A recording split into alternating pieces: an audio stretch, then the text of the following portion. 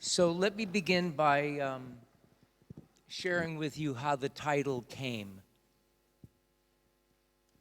When I was invited to speak, I noticed that in this organization, very often when emails are exchanged by the board members, the very last thing they write is love and light. And so when Gabrielle asked me, what will you speak about? When I received that email, I had just seen an email and it said love and light. So it was love and light. And then I had to wait to see what would follow. And what I came to realize is that love and light are life's most important and imperative nutrients. We cannot live without them. So this morning, my lovely wife and I were taking a walk, and all of a sudden what entered my awareness was a beautiful documentary that I saw many years ago. Maybe you've seen it, called March of the Penguins. And it was very, very interesting. The directors of this documentary had heard about this very profound phenomenon that occurs the fall of every year in Antarctica. And so they decided to film it. And so what happens every year is that tens of thousands of penguins, emperor penguins, come out of the ocean from all parts of Antarctica, all at the same time. And then they walk single file, one right behind the other, and their steps are like people marching. The rights move together, the lefts move together, and the penguins march from all different parts of Antarctica. They make a very treacherous journey for 70 miles. Now keep in mind, these penguins don't have iPhones, so they don't have a GPS. But something is guiding them, and I'm sure they don't even know why they're being guided. And they make this journey and all end up in the same place. And now there's tens of thousands of penguins there. And all of a sudden, these penguins, they seem to be attracted to each other. Just like when you meet someone and you have a connection, well, you could see that some of these penguins have no connection, and others have a very profound connection. And when they connect, they get closer and closer, and then one puts the head on the shoulder of the other one, and the other one puts the head over here, and they merge. It's almost like they become one being, and then they mate. And when the female creates an egg, she transfers the egg to the little feet of the male, who holds the egg between his feet and his belly to keep it warm. The females then walk 70 miles to go into the ocean to eat, to nourish themselves. In the meantime, the males keep the egg warm and balanced on their feet while it's 100 degrees below zero, and sometimes the wind is blowing 100 miles an hour. Now you can imagine these penguins, just like all of us, we think each of us is different. We're all individuals. But when they began to film this, they noticed that tens of thousands of penguins were huddled together, and something very interesting was happening. As the ones in the middle got warm, they gradually were moving to the outside, and in the ones on the outside got cold, they were gradually moving to the inside, and this was going on continually. They looked like individual penguins from one perspective, but then when you stood back and you looked, you realized it was one organism that was being moved. It was being guided. The females came back. The young were born. They then walked 70 miles again, went into the ocean, and then the process repeats itself a year later. It's a very interesting example of love and light. Light is guiding their journey and bringing them to a place of connection, of merging. And there's something profound about it, because when we think of relationships, we think of the terms rhythm and timing. Rhythm and timing. And, not rhythm and timing, timing and chemistry. Things have to occur at the precise instance, and there has to be some chemistry. And so this documentary allowed me to see something about how all these creatures, the timing of their life is literally synchronized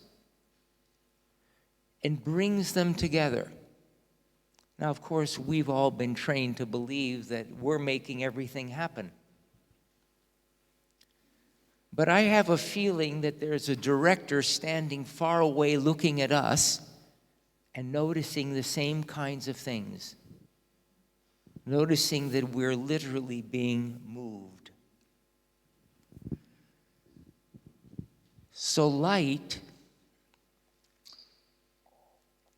you can speak about it and look at it in so many different ways. You can look at it on a cellular level. You can look at it in terms of all these things that it does to the body. But we are light. And one of the things that is most important to me at this time of my life is how light guides us on every single level. One of the ways that I was first introduced to this was when I was in the vision care field and I learned about vision. And I was under the impression that the eye is looking for things. It never occurred to me that vision is involuntary. It's a reflex. It's responding to something. So in America, we have this expression, it caught my eye. What is this it that catches the eye, causing the eyes to turn towards something, and then that becomes the next thing where our presence and attention goes? And so what I've come to realize, it's not the eye looking for the light, it's the light looking for the eye. And it's a very fascinating process, because when light touches the eyes automatically move toward it. Now, we have two eyes, but when they move towards something, these two eyes merge. We call it convergence. They aim. And we say that that's the foundation for attention. And we have this idea that we have to work at attending. But in fact, it's effortless. And when the eyes merge into oneness, this is presence. This sets the stage for information to enter and imprint us. And so in the Bible they talk about, there's an expression they say, when thine eye be single. Because when the eyes merge, they're braided together. And when the two eyes come together, they allow us to see deeply into things. Now, we think of it optically as depth perception or stereoscopic vision. But when there is this merging, there's an aspect that can see very deeply into things. And so what occurs with this merging is also focusing. Of course, when we think of focusing, we think like focusing a microscope. But when this occurs in vision, it results in a feeling of, I see, which means there's a knowing, there's an understanding. And so the eyes are very, very interesting because almost everything that we do is guided by our eyes. And our eyes are being moved through the information in light. In other words, every step of our life is being guided by light. Light is triggering the eyes to look at, to be with the next piece of the curriculum in our life. And we think we have to work at things, we have to look at things, but if you just notice, you'll be moved to where you need to be. Most of the light that enters the eye is not related to vision.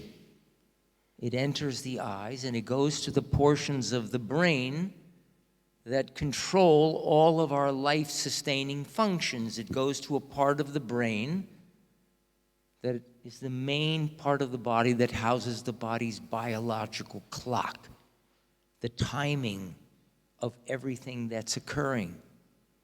And that part of the brain controls the autonomic nervous system, the endocrine system. It's very much related to our stress response, our immune system, and our emotions. What I'm saying is that the running of our body is inseparably connected with the rhythm and timing of Mother Nature. And all of the changes that are going on with light and darkness through the day and night are guiding every cell of our body into what to do, when to do it, and to what degree. So our whole being is continually being moved. This part of the brain that's touched by light, the hypothalamus, we call it the brain's brain. It's like the head of the company. The light is also touched by a part of the brain called the pineal, which you may have heard of as the third eye, the seat of the soul, the sphincter of thought. The pineal is interesting. We refer to it as the regulator of regulators. And so when light interacts with the pineal, every cell of our body at the same instance of time receives guidance. And every cell of the body orchestrates its internal function in order to synchronize itself with Mother Nature.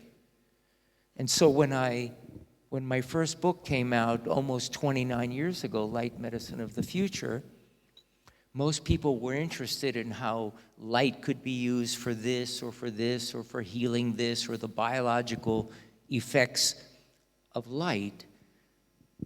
But perhaps the most important thing for me in that book was what I said is that the primary purpose of light was to guide us into a state of oneness with life, a state of oneness with the cosmos. Here we spend so much time, we spoke about meditating and doing all of these different things to become one with life, and light naturally does that for us all day long. It's continually guiding us into a state of oneness. At the time when I wrote that, I remember speaking to some scientists at the time, and they were thinking that I was crazy. And then 2017, I went to a coffee shop in Los Angeles, and I open up my computer, and the news comes up, and the first thing I notice is that the Nobel Prize in medicine or physiology was won by 3 U.S. scientists who had discovered the molecular mechanism of how plants, animals, and humans continually synchronize or optimize their wellness by all the cells synchronizing themselves with the rhythm of light and darkness. That's going on all of the time. I was going to mention that there were 35 trillion cells in the body, but my dear friend Ray Gottlieb just informed me there's 100 trillion cells in the body. What's interesting is most, if not all, of these cells have eyes. And these eyes are designed to detect and respond to the subtlest amounts of light. When I speak about the fact that these cells are responding to photons of light are not material things. It's just formless. In other words, the eyes within our physical eyes and the eyes in each of our cells are designed to see the invisible. They are designed to see the formless before it has been rendered into form. What does that mean? It means that our body is continually knowing what needs to happen well before it needs to happen. And here we think we have to make decisions all day long. When you actually look at what's happening in the brain, you discover that 7 to 11 seconds before you think you've made a conscious decision, your brain already knows exactly where it's going. These are sort of important things. It means that the capability of our system is way beyond anything we could ever imagine. The whole idea that maybe our lives could be as effortless as those penguins. Deborah and I live in Maui, Hawaii, and every year, humpback whales make a 10,000-mile journey from Alaska to Hawaii and back. They travel north to feed, and they travel south to meet their lover and mate. What's really fascinating is these creatures also do not have cell phones with GPS. And when they make this journey from year to year, the journey doesn't deviate even 1 degree. Regardless of weather conditions, currents, environmental conditions, they travel in straight lines. What is guiding these creatures? Consider the possibility that the penguins, the butterflies, the migrating birds, the humpback whales are no different than we are. What's guiding them is also guiding us. And the timing is inseparable from the rising and setting of the sun.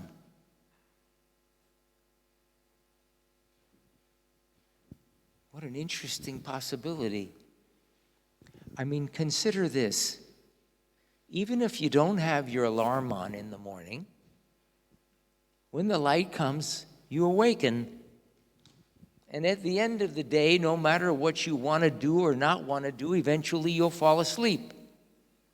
And when you're hungry, something takes you to the kitchen. And when you have to empty your bowels or urinate, something takes you to the toilet. There's nothing inside of you that you're in charge of. It's all happening by itself. And it's also all happening outside by itself. And we think we have to do things. We have to make things happen. So that's a bit about timing. Let's talk about chemistry now. You know, when an infant is born, something very interesting occurs. When an infant is taken out of its mother, whether you are in Pula, Croatia, in Maui, Hawaii, in Zimbabwe, in Wien, wherever you are, when the baby is given to the mother always brings the child to her left breast, the one closest to the heart. What's fascinating is that when the infant, the newborn, and the mother come within a certain proximity of each other, a matter of inches, 7 to 9 inches, even though their two heartbeats are different, when they get within a certain distance, the two heartbeats synchronize. And they look like one heartbeat. And I could just imagine if you could listen to what the infant was feeling and the mother was feeling, you might hear both of them saying, "Ah, thank God I'm home." And that process is called bonding. And that bonding imprints us on the most important day and most vulnerable day of our life with a feeling that we call love. It's a feeling of caring. It's a feeling that we can rely on something. It's a feeling that will be taken care of. It's interesting that we spend our entire life consciously or unconsciously trying to replicate that feeling. We're continually brought into contact with other people in the oddest of places. You might find yourself sitting next to someone on an airplane that you've never met, or meeting a film producer at a conference that you have no idea he will be there, and something brings you together and you have no idea why. In science, we call it limbic resonance. The tuning forks in each of our emotional systems begin to vibrate in the same way they did when the mother and child bonded. And it's a very interesting phenomenon because when we get within a certain proximity, it's almost like a magnet is pulling us together. And when we spend time with each other, unbeknownst to either one of us, the vibes, the information being emitted from one body regulates the physiology of the other, and the information from the other regulates the physiology of this body. And so the limbic resonance that brought us together now transforms into limbic regulation. And unbeknownst to us, our systems go, thank God I'm home.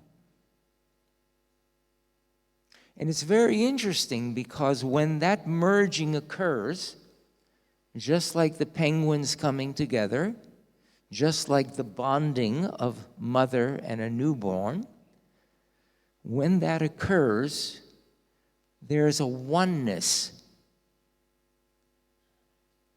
It's no longer two people. The people seem to forget that they're two separate beings, what they thought before. And in this field that we call love, something occurs and all of a sudden we forget all of our troubles. We forget that a few minutes before we were worried about money, or my back was hurting, or I thought, oh my God, what if I get that diagnosis? And for years I've said love is the answer regardless the question. So here's a beautiful example of merging with someone that occurs without us doing anything, and we're home. And people think, oh, I have to do something to awaken to a higher state of consciousness. Doing nothing at all, we are naturally attracted to who we are meant to connect with, whether we are a human, a whale, or a penguin. And when we come together in that field, something goes, and the world of duality, of problems and solutions seems to disappear, and all of a sudden, you're in a frequency of wellness. My sense is that is in that state that sometimes people experience what we call spontaneous remission. That something occurs where that sense of being separate disappears without doing anything, without meditating, without fasting, without anything. It could be that this experience we call life actually automatically brings us everything we need at the time that it's required, even though it doesn't fit any of our ideas. So here, light is continually bringing us into a state of coherence with life. That's a physiological fact. Now, coherence is used in many different fields, but essentially, coherence means harmony. In other words, light is continually guiding us into a harmonious relationship with life. And I'm sure all of us have had those moments of just like, it's heaven on earth. This is as good as it gets. So here we have this natural source that is continually harmonizing us, and yet we live in a world filled with stress. How is it that nature is continually harmonizing us and normal is continually unharmonizing us? What is going on there that creates that? It's interesting that the field of psychoneuroimmunology, mind-body medicine, has noted that our ideas about life are mirrored in our biology. So each time that we have an idea or a belief that we identify with, our cells replicate that. Candace Pert, who was an incredible neuroscientist who passed away years ago, she called them molecules of emotion. Chemical messengers that translate the formless thoughts, ideas, beliefs that we identify with into our physiology, into our biology. But where do these beliefs come from?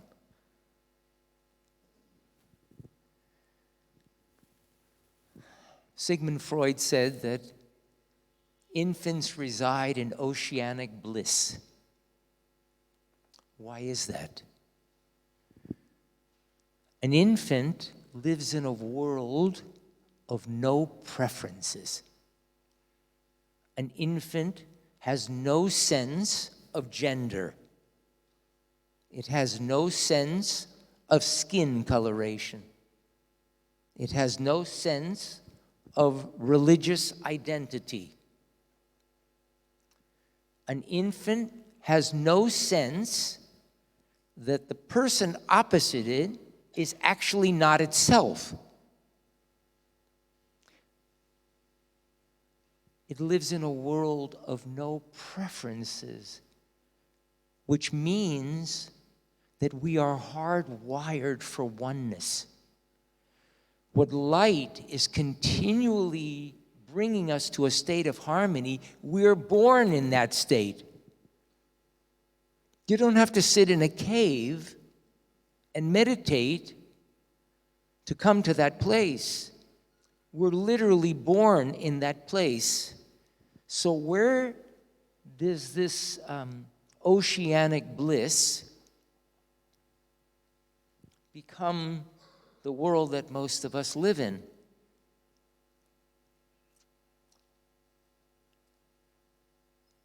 Everything that emerges from a newborn is natural. A newborn does nothing.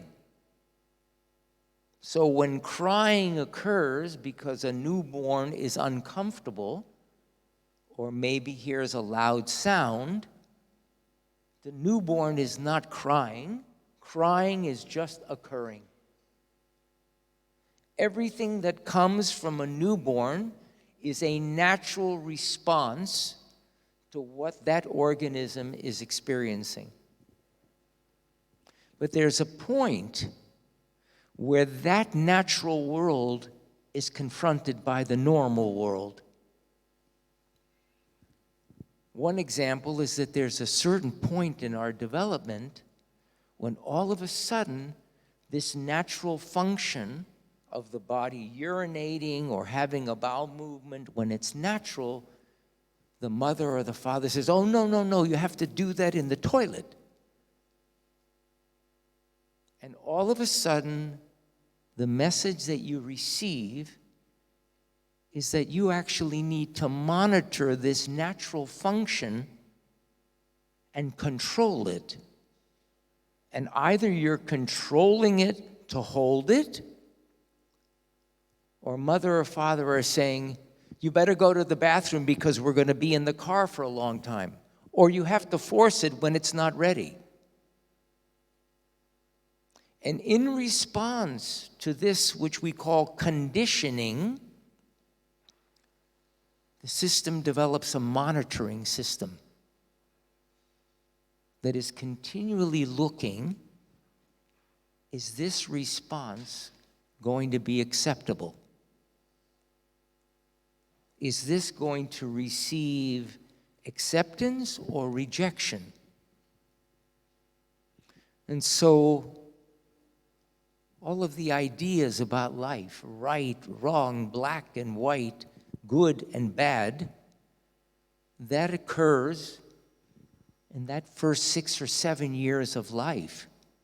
By that point, 99% of our beliefs and our response to life is pretty much hardwired into the system.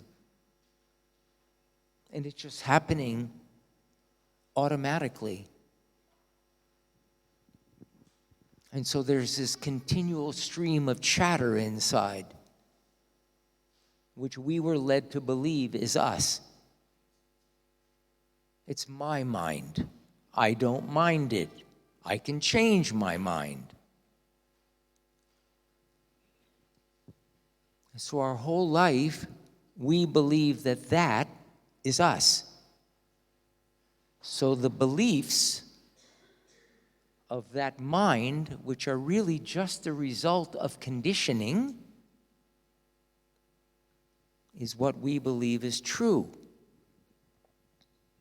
And because we identify with the mind, we are continually mimicking those beliefs in our biology. But is that who we are? Ralph Waldo Emerson said something very beautiful. He said, there's a principle underlying all things. There's something foundational to everything. He says it's a simple, undescribed, undescribable presence residing silently within us. He says we are not here to do, but to let do, not to work, but to be worked upon. So listen to what Emerson said. He said there's a simple, silent place within us that you cannot describe that is the source of all that is. In other words, what he's saying is we are not the chatter that we call the ego or the conscious mind. We are that which notices the chatter. Just consider that. Each time that we are aware that the mind is talking is because our essence is observing it. We are not the chatter, we are that which is noticing the chatter. Why is that so important?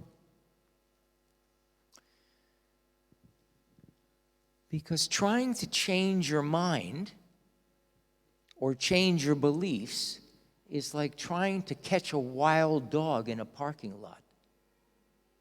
You'll never get there. One of the things we hear today is we need to change your belief.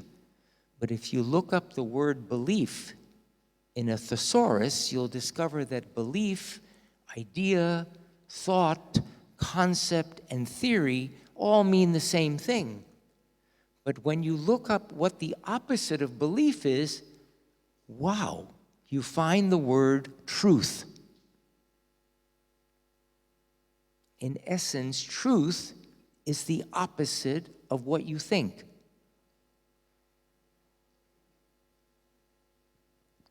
Is it possible that everything we think is actually not truth? We rely heavily on science, and science is a wonderful thing. But science doesn't deal in truth. It deals in theories, which are continually changing.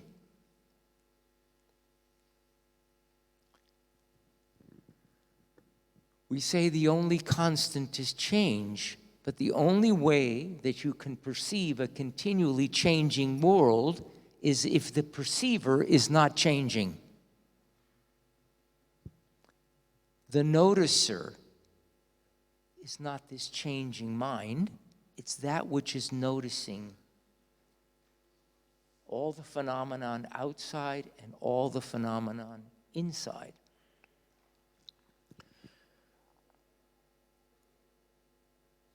One of the things that happens when we begin to identify or notice this something that's noticing everything that's going on is all of a sudden there's an awareness of things that we were never aware of before. Things are coming to us all the time rather than having to look for things. We notice that life is actually looking for us.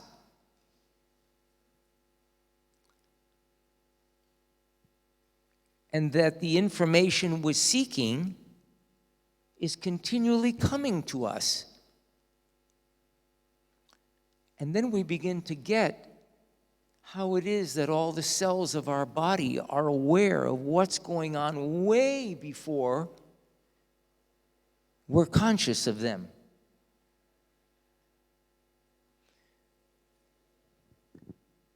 So we're all interested in health and happiness.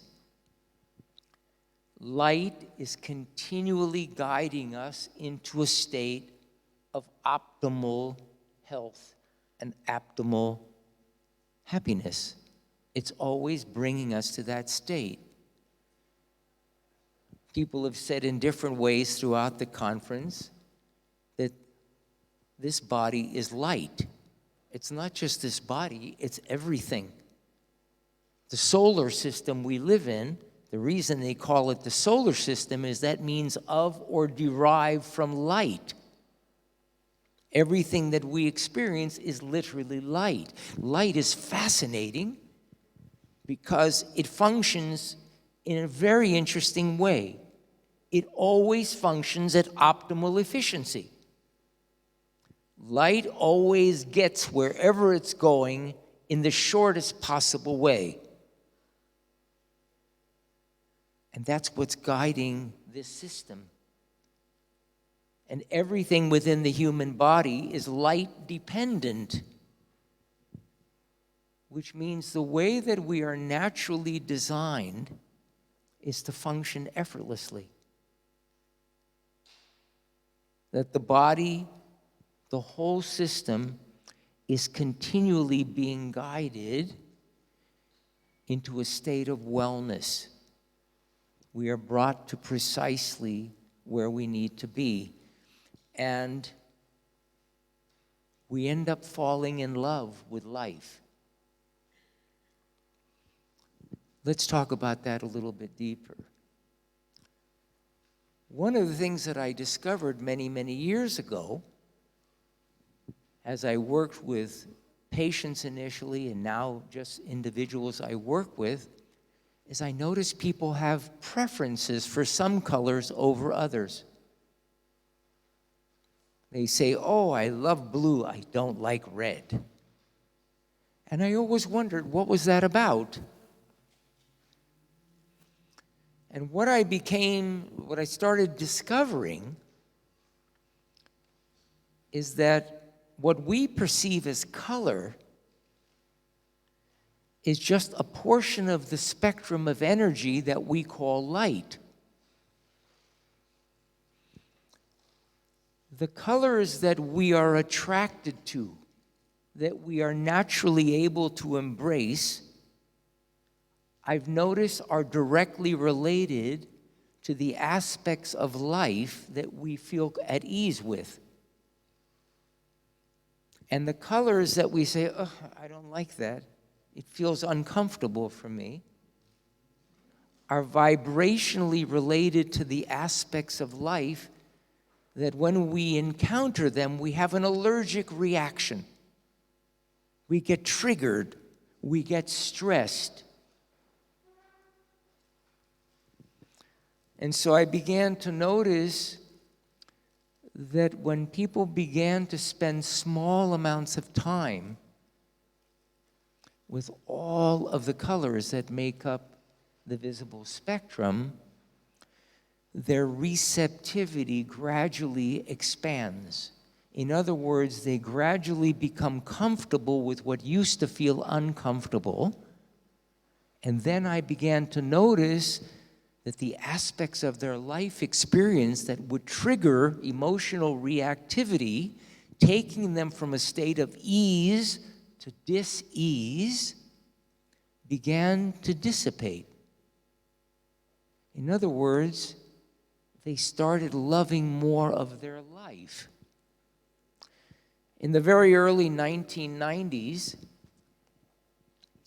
I connected with Fritz Popp, and I spent 2 days at his laboratory doing everything from having the biophoton emission in my hands evaluated and so on. And so I started sharing with Fritz just what I shared with you, what I noticed about people's responses to color, and that how utilizing color in this way that I found was not so much aimed at resolving problems, but was really aimed at expanding our connection with life. That as we became more receptive to the full spectrum of light, we became more receptive to the full spectrum of life. And so when I shared this with Fritz, he started laughing. I said, what are you laughing about? He says, no one has ever shared this with me, what you just said, but I've noticed exactly the same thing with cells. When a cell is in a state of optimal health, it responds to all wavelengths of light identically. But when it is out of balance, it responds preferentially. It feels connected to some and recoiled from others. Well, the body is made up of 100 trillion cells. So what I noticed is that using light in this way, I found had a very profound impact on life, because it could help us to become more unconditionally accepting. Now, what does that mean? Unconditional acceptance. In the Gospel of Thomas, Jesus is quoted as saying something to this effect: when you see up as down and down as up, when the outside and the inside are the same, when you see a man as a woman and a woman as a man, then you shall enter the kingdom. What was Jesus saying? When you experience life without preferences, just how the baby comes in, there's an unconditional acceptance. 1,500 years ago, the great sage Sengsten, the third Zen patriarch, wrote this amazing piece called the Sin Sin Ming. This is the beginning of the first verse. The great way is not difficult for those who have no preferences. When love and hate are both absent, The world is clear and undisguised. Make the smallest distinction, however, and heaven and earth are set infinitely apart. If you wish to see the truth, hold no opinions for or against anything. To hold what you like against what you dislike is the disease of the mind. When I first read that, it really impacted me. Because what he was saying, and looking at it from the perspective of someone in the vision care field, is that if you were in a state of unconditional acceptance, the world would be clear. And it's like, wow, how does one access that? And what I began to realize is that's our natural state. So it's not about learning something new. It's by uncovering who we are. It's a very, very critical question because we've all been conditioned in such a way that we're all suffering from a case of mistaken identity. We think we are the ideas that were conditioned into us. Just like Pavlov's dogs, they responded automatically. The bell rang, they began to salivate. Couldn't do anything about it. That's what's going on inside of us, probably 70,000 times a day. We call it thinking. It sounds very intelligent, but it's almost always just worrying. And the worrying is about, can I figure out how to do this in some way so it'll look perfect? So it will be accepted. And all that worrying is another word for stress, which they say is the direct cause or significantly affected in about 90% of what we call disease.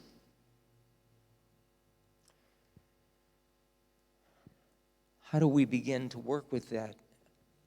Peter spoke about meditation. When I was first introduced to meditation in 1971, I thought it was something that you did to get relaxed. But meditation for me is about uncovering that something is observing the mind. It's an incredibly critical discovery. Because the moment that this awareness sets that, oh, I'm not that is worrying, I'm not the thinker, my essence is something that cannot be described, that sees. So people speak about consciousness. It's just a field of awareness. It's a final set of eyes. It's something that notices, but from no point of view. It doesn't like this and dislike that. This field of pure awareness that we call consciousness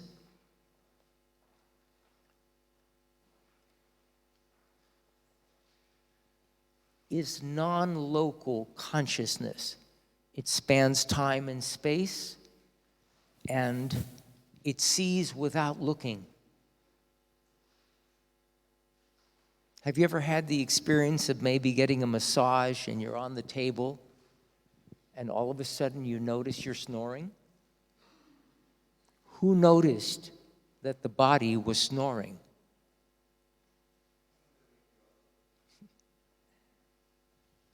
We go to sleep at night, We close the eyes, and then we have something called a dream. And it's real. In fact, it's even more real than everyday life. Who's seeing when there's no light?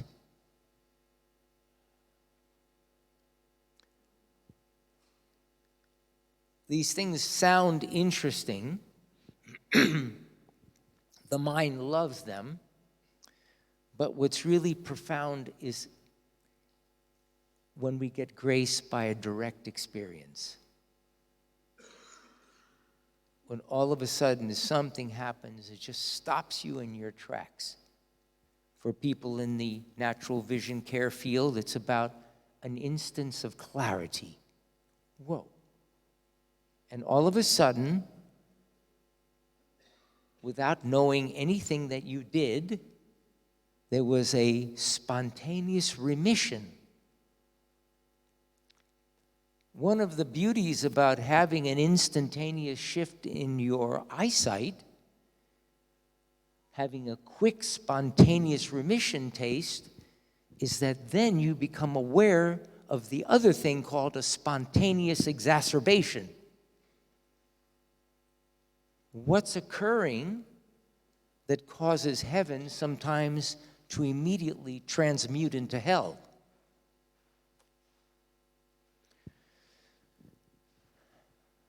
So we've covered a lot of different things today. What's really important for me is life. Light is incredibly beautiful. And all of these approaches to using light for healing and understanding light and all the little details, they're just fascinating. But for me, where the rubber meets the road is how it impacts our everyday life. The simple ways in which we connect with each other. The way we don't miss an opportunity to say thank you or I love you or whatever it is. Thank you. So that to me is what this whole field is about. Is using light to see the light. And when you see the light, noticing those instances where we disappear and all there is brightness. It's just an emission of light. Let's take the next couple minutes if you have questions or comments about anything I spoke about.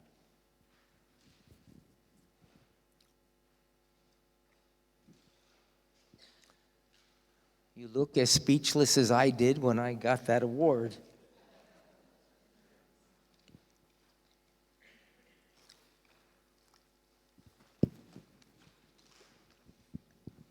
Could you lead us a small meditation, please? Say that again? Could you lead us a small meditation, please, for the audience? Could I lead you into a small meditation? No. Because you don't need anyone to lead you into meditation. Your whole life is a meditation.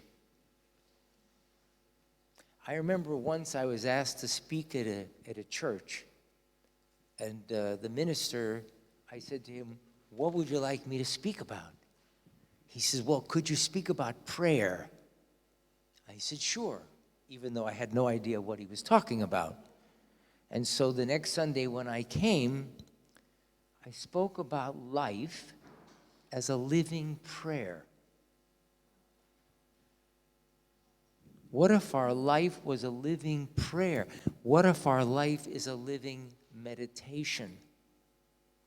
The real purpose of meditation perhaps is initially to notice that you're actually the noticer, the witness.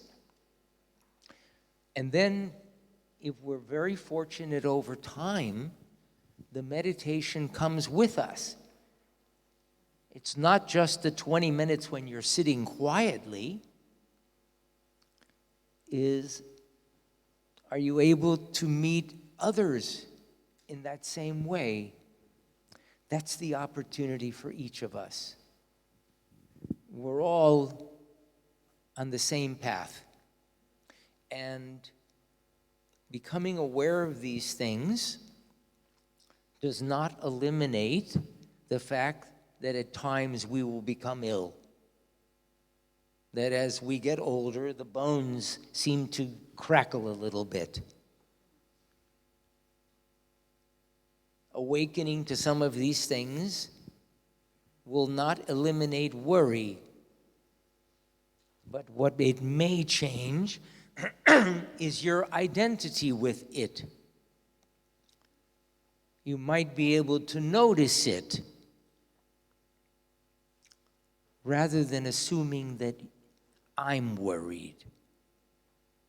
Maybe it's not my mind, but it's the mind. So I don't have any techniques that I can share with you. It's all about noticing. It's not so much for me about repetition. The real neuroplastic changes for me occur because awareness is curative. When there's a direct experience of seeing something in a way you've never seen it before, your life changes on the spot. I'll give you a quick example. My very dear friend and mentor, Ray Gottlieb, in the 70s, introduced me to a body of work that was developed by Dr. Robert Pepper. And I asked Ray if I could study with him, and I was with him a few days at his eye gym in Los Angeles, and he said, "You ought to go work with Pepper directly." So I went to Lake Oswego, Oregon, and I said to this guy, "I don't want to watch you work, I want to be your patient." And he put me through some things, and here I was a kid that was a non-reader. And even though I had become a doctor, deep inside I didn't think I knew much.